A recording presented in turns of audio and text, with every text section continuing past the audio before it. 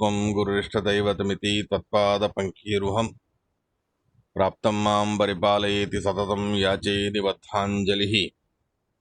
चित्तं मद्गुणदोषचिन्तनविधौ नुनं मनाङ्मा कृताः श्रीसत्यात्मगुरो त्वसङ्घ्रियुगलं हित्वा न मे सद्गतिः। वेदेशमुनिसत्पाद सेवा सम्प्राप्तवैभवान् यादवार्यान् वरसुधा टीकाकारान् वयं नुमः। पृथ्वीमण्डलमध्यस्थाः पूर्णबोधमतानुगाः वैष्णवाः विष्णुहृदयाः तान् नमस्ये गुरून् मम। श्रीगुरुभ्यो नमः।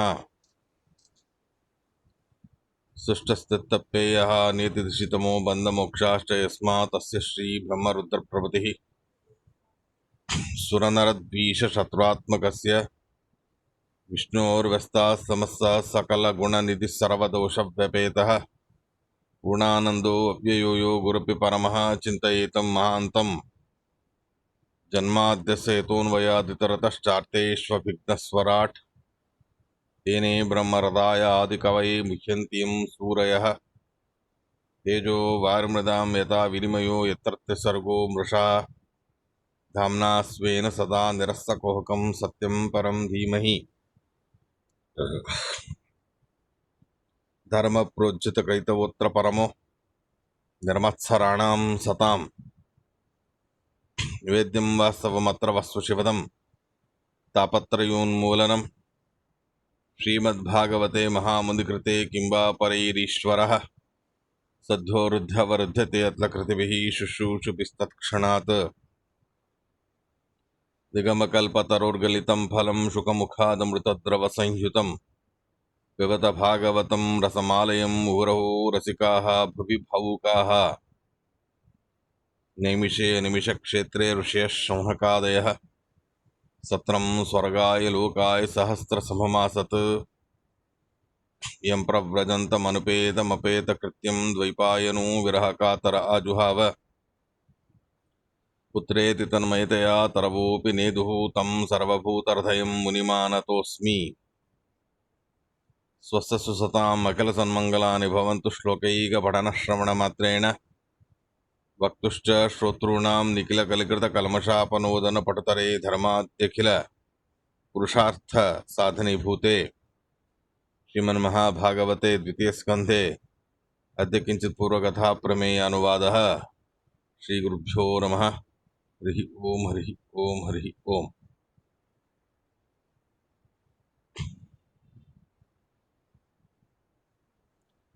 एवं स्वचित्ते स्वत एव सिद्धः आत्मप्रियोऽर्थो भगवाननन्तः तं निर्वृतो नियतार्थो भजेत संसारहेतुपरमश्च यत्र।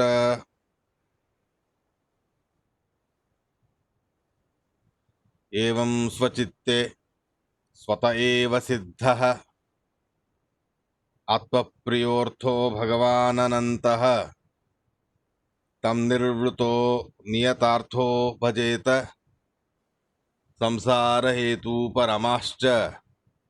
संसारहेतुपरमश्च यत्र। श्रीगुरुभ्यो नमः। ओम। శుకాచార్యులు వారు భగవంతుడి విరాట్ రూపానికి సంబంధించి ఖండధ్యానము అఖండధ్యానము రెండింటిని కూడా చెప్పి ఆ తర్వాత చీరాణి సంతి పతికిందుకూలైః ఇవే మొదలైనటువంటి శ్లోకాలతో వైరాగ్యకారకమైనటువంటి మాటలన్నీ చెబుతారు. మనిషికి జీవనం సాగించడానికి స్వాభావికంగా భగవంతుడు అన్ని వ్యవస్థలు చేశాడు. ప్రత్యేకంగా మనిషి తన ఆకలి దప్పికలను తీర్చుకోవడానికి ప్రత్యేకమైన ప్రయత్నం తను చేసి సాధించవలసింది ఏమీ అవసరం లేదు, అనివార్యము లేదు. ఆకలి వేసినప్పుడు వృక్షాల దగ్గర వృక్షాలకు ఎన్నో ఫలాలు పండుతాయి. ఆకులు రాలి ఉంటాయి. అలాంటి ఫలాలు, ఆకులు మొదలైనవన్నీ తినేస్తే కడుపు నిండిపోతుంది. ప్రత్యేకంగా దానికోసమని వంటశాల, వంట చెరుకు ఇదంతా హంగామా అనవసరము. దాహం వేసినప్పుడు నదులు మొదలైనవన్నీ ఎన్నో సృష్టి చేసి పెట్టాడు పరమాత్మ. ఆ నదులకెళ్ళి మన దప్పికని, మన దాహాన్ని తీర్చేసుకోవడానికి అవకాశం అనేది ఉన్నది.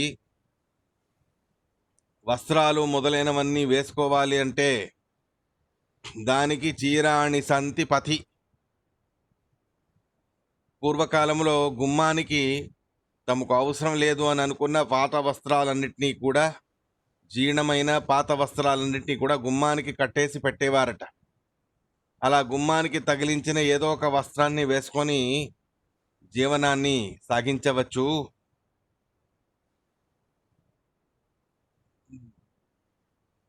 ఎండ, వాన వీటి నుండి తప్పించుకోవడానికి ఏదో ఒక ఆశ్రయం కావాలి కదా. అలాంటప్పుడు ఆశ్రయం లేకుండా ఎండా వానల్ని మనం తట్టుకోలేము. అలాంటి సందర్భంలో అయినా మనకు ఆశ్రయం కట్టుకోవడానికి, ఇల్లు కట్టుకోవడానికి ధన సంపాదన అనేది కావాలి కదా అని అంటే వృద్ధా గుహ కిమవధూత సురన్న కృష్ణ. అలా ఇల్లు కట్టుకోవాల్సిన అవసరమే లేకుండా స్వాభావికంగా ఎయిర్ కండిషన్డ్ అయినటువంటి ఎన్నో గుహలని భగవంతుడు నిర్మాణం చేసి పెట్టాడు. గుహలు నిర్మాణం చేసి పెట్టాడు అంటే అక్కడ మనం మాత్రమే ఉంటామా? వేరే ప్రాణులు, పశువులు కూడా ఉంటాయి. ఏదో ఆశ్రయం అని, వైరాగ్యం అని చెప్పి గుహకి వెళ్ళి తలదాచుకుందామంటే అక్కడ మనల్ని తినేసే, అమాంతంగా మింగేసే ప్రాణులు ఉంటాయి కదా. మళ్ళీ వాటి నుండి తప్పించుకోవడానికి ఉపాయం అనేది దొరకదు అని అడిగితే దానికి కిం అవధూత సరన్న కృష్ణ. అవధూత, జగత్తులో ఏది లౌకికమైనది ఉన్నదో అది ఏది కూడా స్వార్థపూరితంగా వాడుకోకుండా సమగ్రమైన లౌకిక సౌఖ్యాలని వదిలిపెట్టి కేవలం భగవంతుడి చింతనతో జీవనాన్ని, ఉన్న ఆయుష్ని సంపూర్ణంగా భగవంతుడి చింతనలో సార్థకం చేసుకుందాము అనే అభిప్రాయముతో అవధూత చర్యని ఆశ్రయిస్తారు మహానుభావులు, జ్ఞానులు. అలాంటి అవధూతలైన వ్యక్తులని కిమవధూత సూరున్న కృష్ణ. మీ అందరికీ ఇళ్ళు ఉన్నాయని చెప్పి అందరికీ ఇళ్ళు ఉంటాయని కాదుగా. ఇళ్ళు లేని వాళ్ళం మేము ఉన్నాం. శుకాచార్యుల వారు స్వతహా అవధూతలే. ఎందరో ఋషులు, మునులు ఉన్నారు, వాళ్లకు ఇళ్ళు మొదలైనవనేవి ఏవీ లేవు, ఎక్కడో వనాలలో ఉంటారు.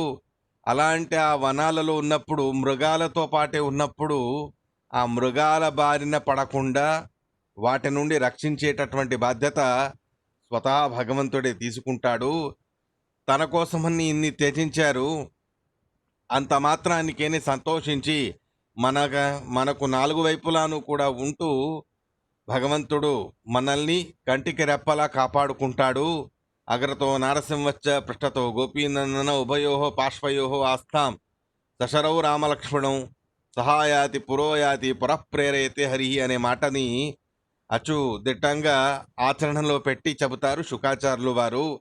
ఇలాంటివన్నీ కూడా మనం త్యజించేసి కేవలం భగవంతమయంగా భగవంతుడి కోసమని సంపూర్ణాన్ని వదులుకున్నప్పుడు ఆ భగవంతుడు అన్ని పనులు మానేసి మీ వెంటే తిరగడం మొదలు పెడతాడు.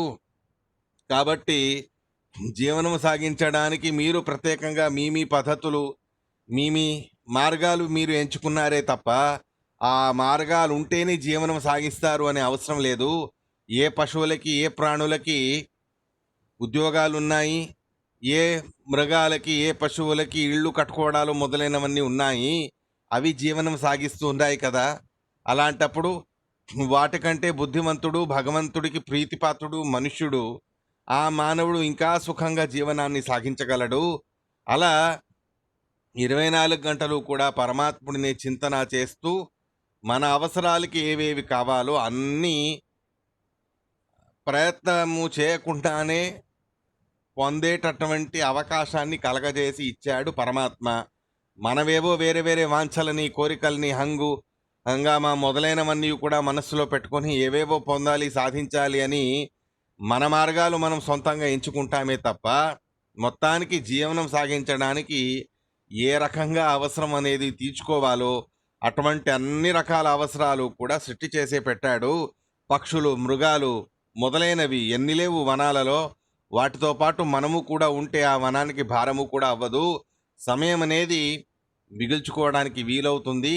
ఈ నానా రకాలుగాను కూడా లౌకికమైనటువంటి పదార్థాల్ని సాధించడానికేనే సమగ్రమైన సమయాన్ని వృధా చేసేసుకుంటారు. ఇన్నాళ్ల దాకాను కూడా రాజ్యభారమని అదని ఇదని నానా రకాలుగా లౌకికమైనటువంటి ఆ, ర- సంపదల్ని సంపాదించాలి అని ఎంతో ప్రయత్నం చేసిన వాళ్ళని చూస్తాము. దుర్యోధనాదులు చివరికి అది దొరకదు, ఇది దొరకదు. ఇలా నానా రకాలుగాను కూడా వైరాగ్య ద్యోతకమైన వైరాగ్యకారకమైన మాటలని శుకాచార్యులు వారు చెబుతారు.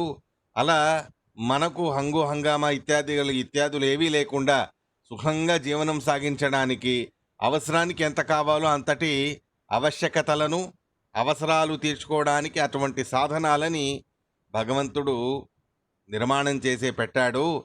అలాంటివన్నీ ఉన్నప్పుడు మనం మనకు దొరికిన సమయాన్ని ఎంతైతే అంత అధికంగా భగవంతుడి చింతనలో గడపాలి, భగవంతుడిని తెలుసుకోవడానికి సమయాన్ని కేటాయించాలి అని ఈ రకంగా శుకాచార్యులు వారు శ్రవణాది వినానేవ క్షణం తిష్టేదపి క్వచిత్ అత్యశక్యేతు నిద్రాదో పునరేవ సమభ్యసేతని మధ్వాచార్యుల వారు ఏదైతే మనకందరికీ ఆదేశించారో అటువంటి మాటనే వారు తమ శైలిలో చెబుతారు శుకాచార్యులు వారు. ఈ రకంగా పరీక్షిత మహారాజు గారికి ఎన్నో తత్వాల్ని చెబుతారు. ఈ మధ్యలో ఎన్నో విషయాల్ని చెబుతారు. ఎన్నో అద్భుతమైనటువంటి వైరాగ్యకారకమైన మాటల్ని కూడా చెబుతారు. అవన్నీ కూడా విస్తారము. మనం తాత్పర్యం అనేది పెట్టుకున్నాం కాబట్టి ఈ సందర్భానికి సంబంధించి 2వ అధ్యాయంలో 6వ శ్లోకానికి తాత్పర్యం అనేది ఉన్నది.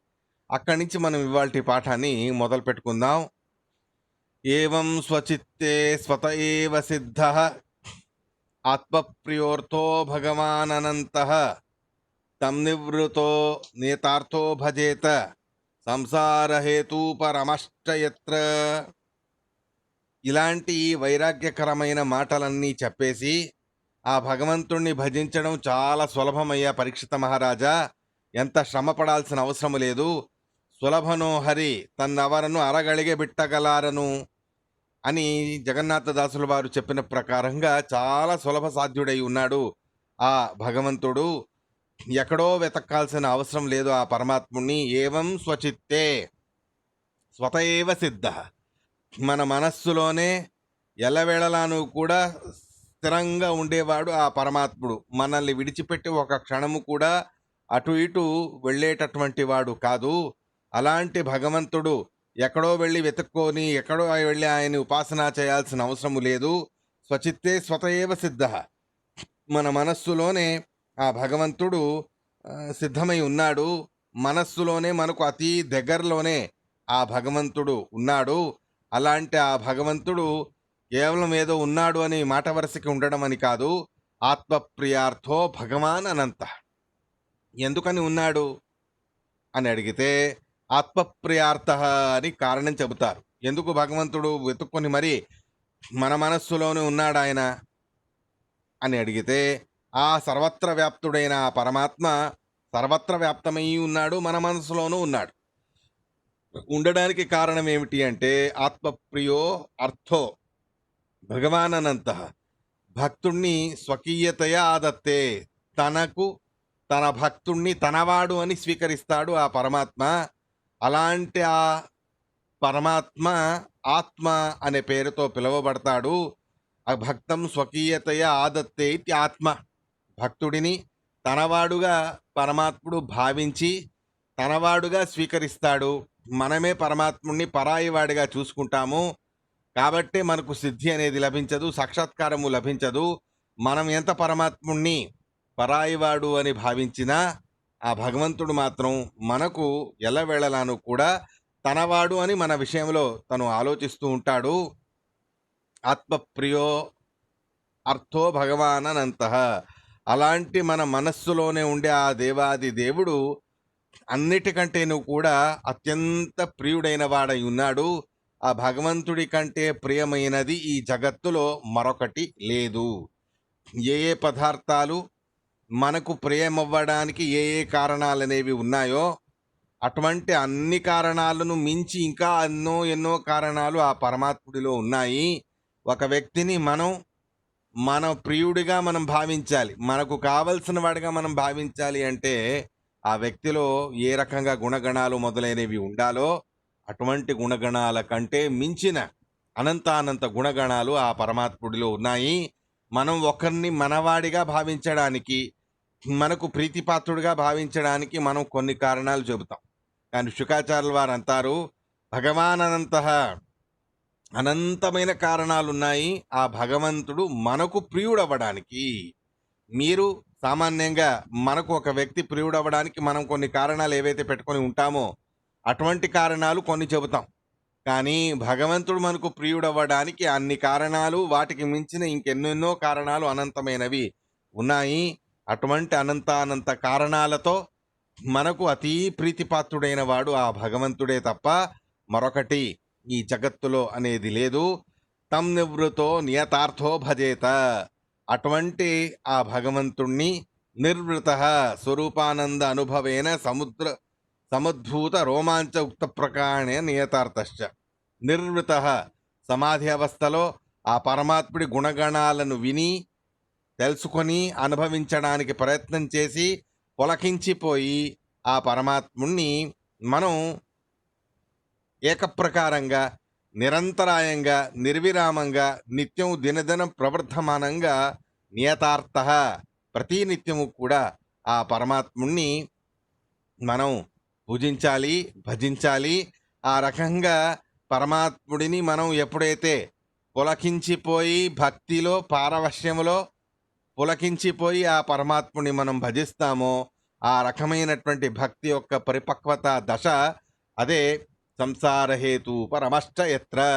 సంసార కారణాలకి అన్నీ ఏవైతే ఉన్నాయో, సంసారం రావడానికి ఎన్ని కారణాలు చెప్పారో ఆ అన్ని కారణాలకి ఉపరమం అనేది ఆ పరిపక్వ భక్తి అనేటటువంటి విషయాన్ని శుకాచార్యులు వారు చెబుతారు.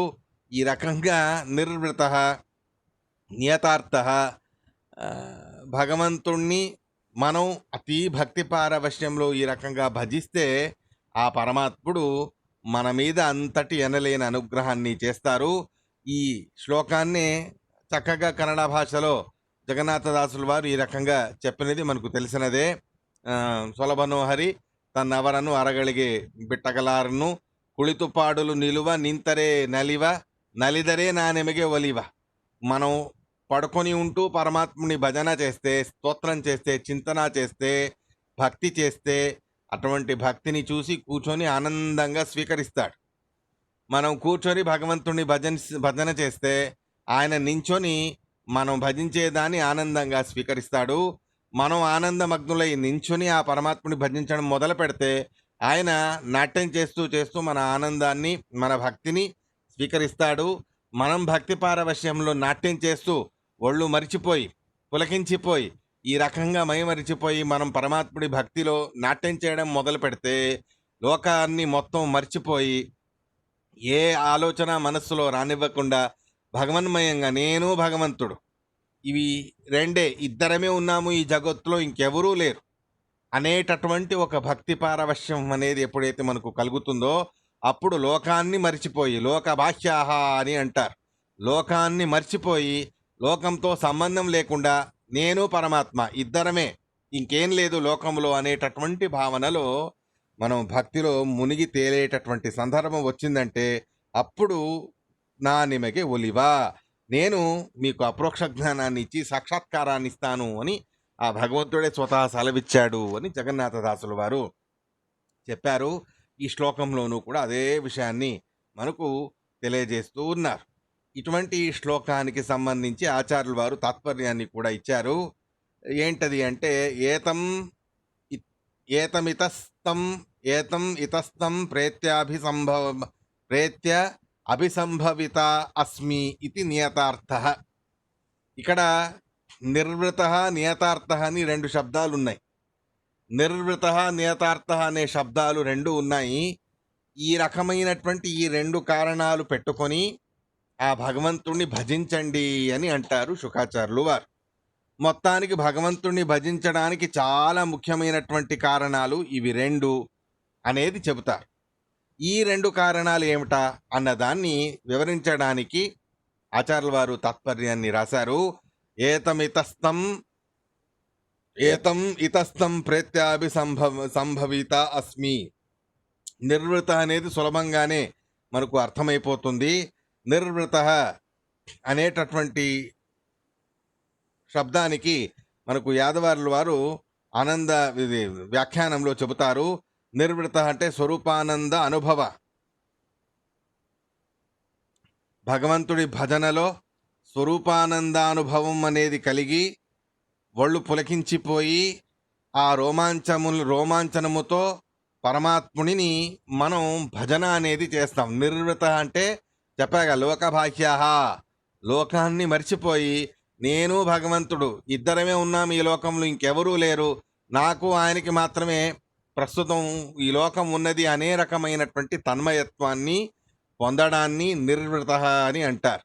నియతార్థ అన్నదానికి ఏంటి అర్థం అని అడిగితే, ఈ రకంగా ఆ భగవంతుణ్ణి నేను భజిస్తే ఖచ్చితంగా ఆ పరమాత్ముడు నాకు తన పాదాలని కరుణిస్తాడు, దీంట్లో వేరే సందేహం అనేదే లేదు అనేటటువంటి ఒక భావనతో విశ్వాసపూర్వకంగా పరమాత్ముడు మనల్ని ఎలాగైనా రక్షతి ఇత్యేవ విశ్వాస, ఖచ్చితంగా సంసార సాగరము నుండి గట్టెక్కించి మనల్ని రక్షించే తీరుతాడు అనేటటువంటి ఒక భావన ఉంది కదా, అది నియతార్థ అనేటటువంటి శబ్దంతో మనకు చెబుతారు.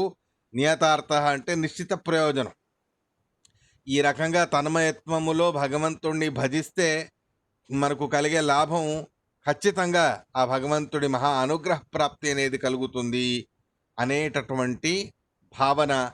ఈ భావనతో పాటు నిర్వృత, ఏదో సందేహపూర్వకంగా ఏదో భజిస్తున్నాను, ఆ భగవంతుడు అనుగ్రహం చేస్తాడో లేదో, భజించి చూద్దాం, అయితే అయింది లేకపోతే లేదు, ఇటువంటి సందేహాలకి ఆస్పదం ఇవ్వకుండా, సందేహాలకి ఆస్పదం ఇవ్వకుండా మనం ఈ రకమైనటువంటి లోకబాహ్యుల వలె లోకాలనే మర్చిపోయి ఆ పరమాత్ముడి భజనతో ఖచ్చితంగా ఆయన మనల్ని తన వైపుకి తీసుకెళ్తాడు, తనలో మనల్ని చేర్చుకుంటాడు, తన పాద కమలాలని మనకు ఖచ్చితంగా అనుగ్రహం చేస్తాడు, మహాపురుషార్థమైనటువంటి మోక్షలోకాన్ని కలగజేస్తాడు అనేటటువంటి ఒక భావన ఉండాలి. దీన్నే నియతార్థ అనే శబ్దంతో తీసుకోండి అని ఆచార్యుల వారు మనకు చెప్తూ ఉన్నారు. ఈ రకంగా ఏవం స్వచిత్తే స్వత ఏవ సిద్ధ ఆత్మప్రియోర్థో భగవాన్ అనంత తం నిర్వృతో నియతార్థో భజేత సంసారహేతు పరమశ్చ యత్ర. ఈ రకంగా ఈ రెండు సాధనాలు నిర్వృత మరియు నియతార్థ, ఈ రెండు సాధనాలు కూడా మనకు ఉండాలి. ఈ రెండు భావనలు భగవంతుణ్ణి భజించేటటువంటి సందర్భంలో ఉండాలి. ఇది ఉత్తమాధికారుల యొక్క ఉపాసనా విధానం అనే మాటని కూడా శుకాచార్యుల వారు ఈ సందర్భంలో చెబుతారు. ఈ రకమైనటువంటి ఒక అద్భుతమైన ఉపాసనా శైలి, ఉపాసనా విధానముతో ఆ భగవంతుణ్ణి ఖచ్చితంగా మనం ప్రసన్నం చేసుకోగలము అనేటటువంటి మాటని మనకి ఇక్కడ చెబుతారు. ముందు 7వ శ్లోకం. ససర్వవిహృద్యనుభూశ్చ సర్వ ఆత్మా యథా సుప్త జనేక్షితైకః తం సత్యమానంద నిధిం భజేత సర్వాత్మనాతోన్యతాత్మఘాతః. ససర్వవిహృద్యనుభూశ్చ సర్వ ఆత్మా యథా సుప్త జనేక్షితైకః తం సత్యమానంద నిధిం భజేత సర్వాత్మనాతోన్యతాత్మఘాతః. ఇటువంటి కరుణాసాగరుడైన కేవలం మనం చేసే స్వల్పమైనటువంటి భక్తికే నానా ప్రకారాలుగా ప్రసన్నుడై ఉబ్బిపోయి పొంగిపోయి ఎంతో ఆనందించి ఆదరించేటటువంటి మహానుభావుడు, కరుణాసాగరుడు, కృపా చేసేవాడు. అలాంటి కృపానిధి అయిన భగవంతుడిని ఇంత సులభమైన ఉపాయంతో భజించే అవకాశం ఉన్నా మనం ఆ పరమాత్ముని భజించకపోతే అది మనల్ని మనమే చంపుకున్నట్టు అవుతుంది. ఆత్మఘాత అనేటటువంటి మాటని శుకాచార్యుల వారు చెబుతారు. ససర్వవిద్ హృద్యనుభూష్ట సర్వ. ఆ పరమాత్ముడికి అన్నీ తెలుసు. సర్వవిత్ అన్నీ తెలిసిన వాడై ఉన్నాడు. హృద్యనుభూష్ట సర్వ, మన హృదయములోనే ఎలవేళలాను కూడా ఉంటాడు. ఆత్మ మనల్ని ఎలవేళలా తన వాళ్ళుగా భావించి, తనకు కావలసిన వాళ్ళగా భావించి మనల్ని ఆదరముతో వాత్సల్యముతో స్వీకరించేవాడు.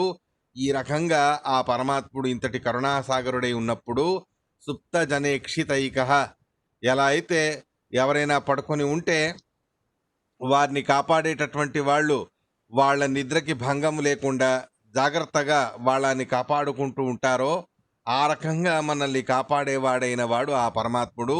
ఆయనని మనం భజించకపోతే మనం ఆత్మఘాతాన్ని చేసుకున్నట్టే అనేటటువంటి మాటని చెబుతారు. మొత్తానికి ఇక్కడ తాత్పర్యం అనేది కొంచెం పెద్దగానే విస్తారంగానే చెబుతారు ఆచార్యుల వారు. ఏమిటన్న దాన్ని ఒకటొకటిగా తెలుసుకుందాం. యథైకస్తు బహూన్ సుప్తాన్ అసుప్త పశ్యతి ప్రభుః ఏవమీశో బహూన్ జీవాన్ అజ్ఞాన్ పశ్యతి నిత్యధృక్ ఇది వ్యోమ సంహిత. వ్యోమ సంహితలోని వచనం. యథైకస్తు బహూన్ సుప్తాన్ అసుప్త పశ్యతి ప్రభుః ఏవమీశో బహూన్ జీవాన్ అజ్ఞాన్ పశ్యతి నిత్యధృక్ ఇది వ్యోమ సంహిత. ఎలా చాలామంది పిల్లలు పడుకొని ఉంటే వాళ్ళని జాగ్రత్తగా కాపాడడానికి వాళ్ళ తల్లిదండ్రులు మేల్కుగా ఉంటారు ఎలాగో, లేదా వనపర్వంలో ఈ లాక్షాగ్రహ పర్వములో లాక్షాగ్రహ పర్వములో భీమసేనుల వారు వీళ్ళందరూ ఐదుగురు పడుకొని ఉన్నారు. కుంతిమాత, ధర్మరాజు, అర్జున, నకుల, సహదేవ, ఈ ఐదుగురు కూడా పడుకొని ఉన్నారు. అది ఏమీ తెలియని వనం, హిడింబాసురుడి వనం. అలాంటి హిడింబాసురుడిలో ఆదమర్చి పడుకున్నారు వీళ్ళు. అలా ఆదమర్చి పడుకుంటే వాళ్ళని రక్షించడానికి ఈయనొక్కరే మేల్కోగా ఉన్నారు భీమసేనుల వారు. ఎందుకు అంటే తనకు నిద్ర అనేది ఉన్నా ఆ నిద్రని పట్టించుకోకుండా, తనకు శ్రమ అనేది అయినప్పటికీ కూడా ఆ శ్రమని పట్టించుకోకుండా కేవలం తన వాళ్ళ మీద ప్రేమతో, అభిమానముతో, ఆప్యాయతతో తను ఎలా మేల్కుగా ఉంటూ వాళ్ళని కాపాడుతూ ఉన్నారో హిరణ్యబాసురుడి వనములో, అలా అంతటి ప్రేమ భీమసేనుల వారికి తన నిద్ర లెక్క చేయలేదు, తన ఆరోగ్యము లెక్క చేయలేదు, తన శ్రమ కూడా లెక్క చేయలేదు. ఎందుకు అంటే వీళ్ళందరూ నా వాళ్ళు, నేను అజాగ్రత్తగా ఉంటే నా వాళ్ళకి హాని జరుగుతుంది, అది నాకే హాని జరుగుతుంది అనేటటువంటి ఒక ఉద్దేశముతో వాళ్ళు పడుకొని ఉన్న తను మాత్రం మేల్కుగా ఉంటూ వాళ్ళని కాపాడారు. ఎలాగో అలా భగవంతుడు కూడా అలాగే యథైకస్తు బహూన్ సుప్తాన్. మనమందరం పడుకుంటాం, ఆదమరిచి నిద్రపోతాం. ఏముంది, ఏం జరిగింది, ఎక్కడ పడ్డాం, ఏం లేచాం, ఏమీ మనకు మేల్కుగా ఉండదు.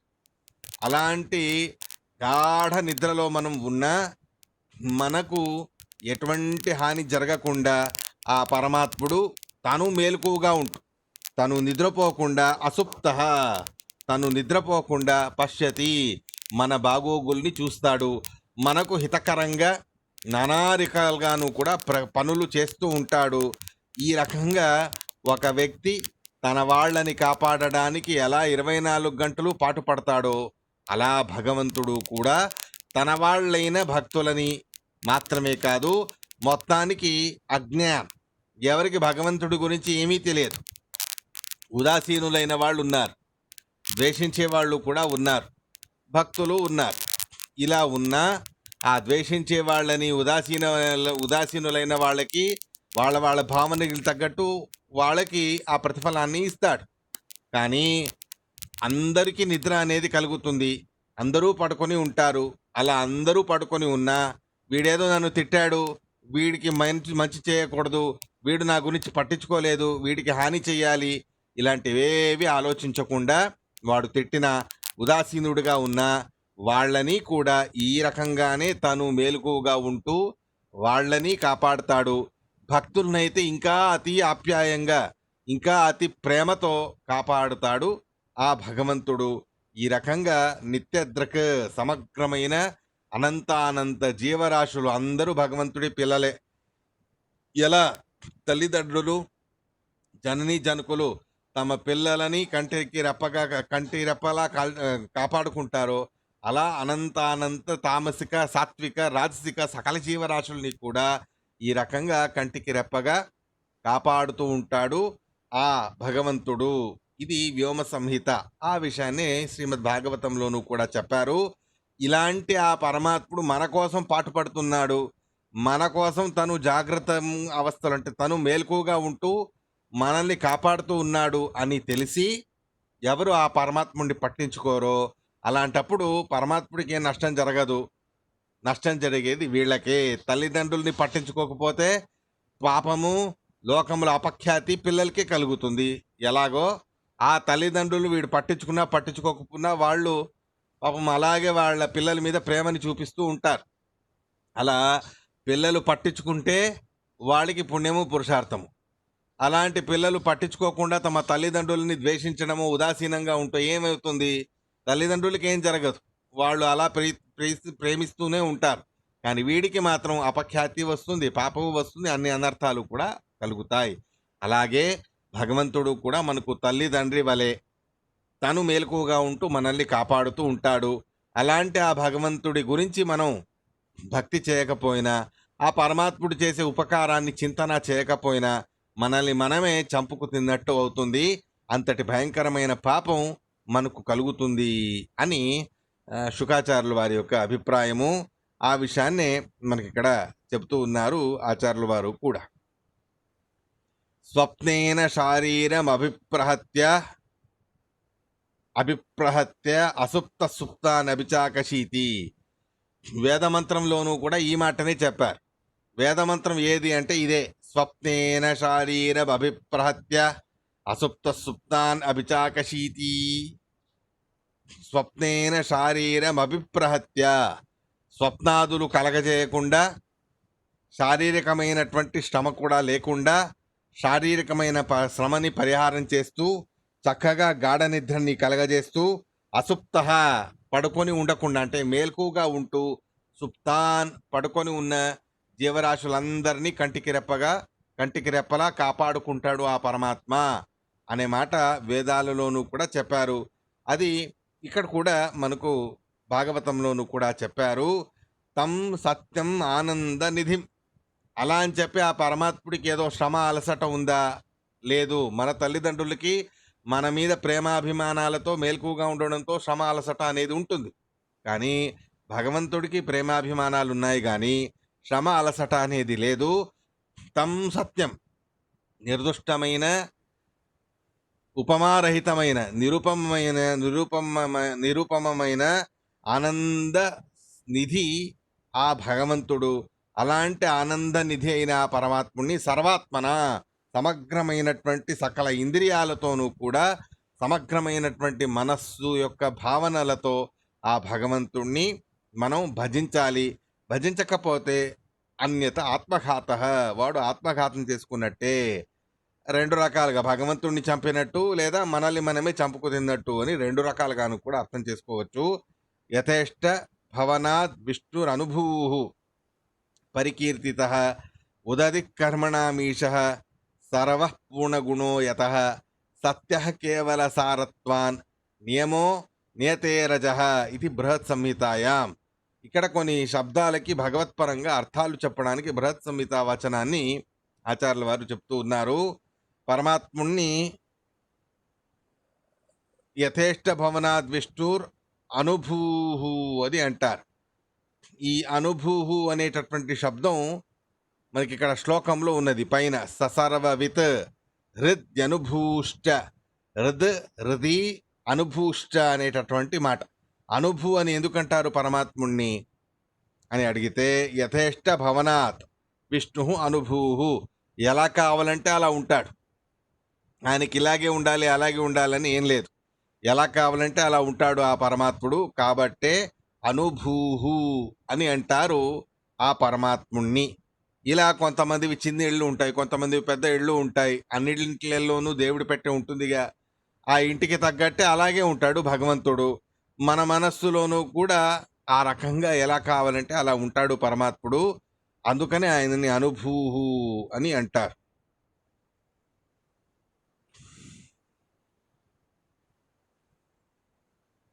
ఉదధీహి కర్మణామీశ సర్వః పూర్ణగుణోయతః. ఆ పరమాత్ముణ్ణి ఉదధీహి అని కూడా అంటారు.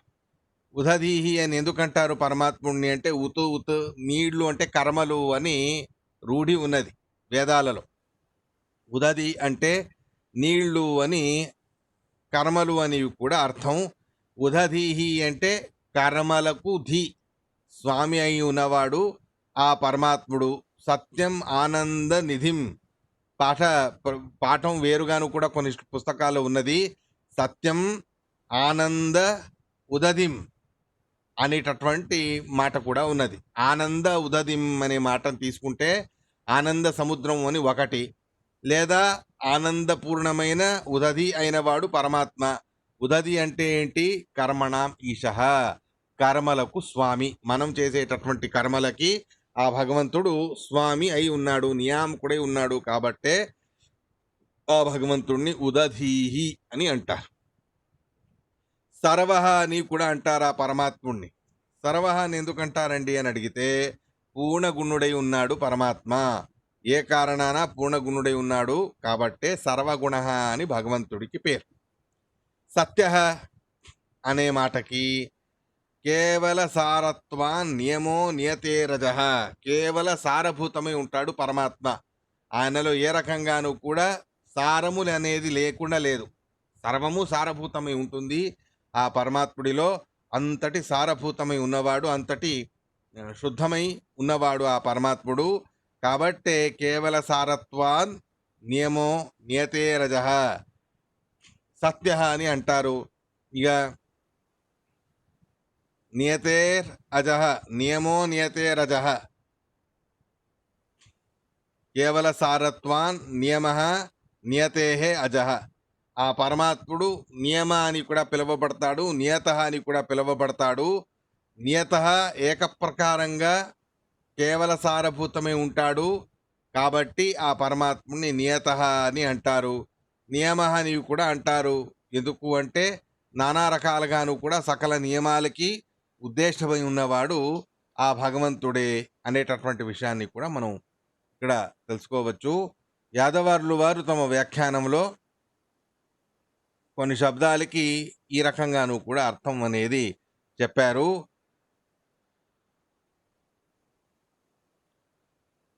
సర్వ అనే దానికి పూర్ణగుణ ఇత్యాది శబ్దాలన్నీ ఉన్నాయి. ఉదధి అనేది ఇంకొక శ్లోకానికి కూడా ఉదధి, నిధి, ఆనంద నిధి ఇలా రెండు రకాలుగాను కూడా ఉన్నది అనేటటువంటి విషయాన్ని కూడా ప్రస్తావన చేసి చెప్పారు.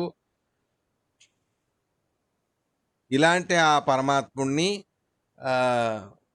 నియమ ప్రకారంగా అంటే నిర్విరామంగా, ఖచ్చితంగా, తప్పనిసరిగా ఆ భగవంతుణ్ణి భజించండి అనేటటువంటి విషయాన్ని మనకి ఇక్కడ చెబుతారు శుకాచార్యులు వారు. ఈ రకమైనటువంటి ఆ భగవంతుడి యొక్క ఉపకారాలు, ఆ భగవంతుడి యొక్క మహిమలు, ఆయన యొక్క గుణగణాలు మొదలైనవన్నీ చెప్పి, ఆ గుణగణాలుండే ఆ పరమాత్ముడు మన మీద ఇంతటి ఉపకారాన్ని చేస్తూ ఉన్నాడు. అలాంటి ఉపకారం చేసే ఆ పరమాత్ముణ్ణి మనం భజించకపోతే ఖచ్చితంగా ఆ పరమాత్ముణ్ణి చంపుకున్నట్టు అవుతుంది. అంతటి భయంకరమైన పాపం వస్తుంది అని అర్థం. మనల్ని మనమే సంహరించుకుంటే ఎంత పాపం రావాలో అంతటి భయంకరమైన పాపము కూడా మనకు ప్రాప్తిస్తుంది అనేటటువంటి విషయాన్ని శ్రీమన్ మధ్వాచార్యులు వారు ఇక్కడ తమ భాగవత తాత్పర్యంలో ఈ రకంగా మనకు చెప్పి ఉన్నారు. ఇలాంటి ఆ పరమాత్ముడి యొక్క భజన నిర్వృత్తులై నియతముగా అంటే ఖచ్చితంగా ఫలాన్ని కలగజేస్తాడు అనే భావనతో ఆ భగవంతుణ్ణి మనం భజించాలి అనేటటువంటి విషయాన్ని ఈ రకంగా శుకాచార్యులు వారు పరీక్షిత మహారాజు గారికి చెబుతారు. ముందు మళ్ళీ 13వ శ్లోకం, అదే శుకాచార్యుల వారు పరీక్షిత మహారాజు గారికి భగవంతుడి గుణగణాల్ని చెప్పేటటువంటి సందర్భములో ఆ పరమాత్ముడి మరికొన్ని వేరే వేరుగా ఉండేటటువంటి గుణగణాలని కూడా ప్రస్తావన అనేది చేస్తారు. దాన్ని కూడా మనం ఇక్కడ తెలుసుకోవచ్చు. రేపటి రోజు మనం ఈ తాత్పర్యాన్ని తెలుసుకుందాం. ఇవాల్టికి శ్రీకృష్ణ అర్పణమస్తు.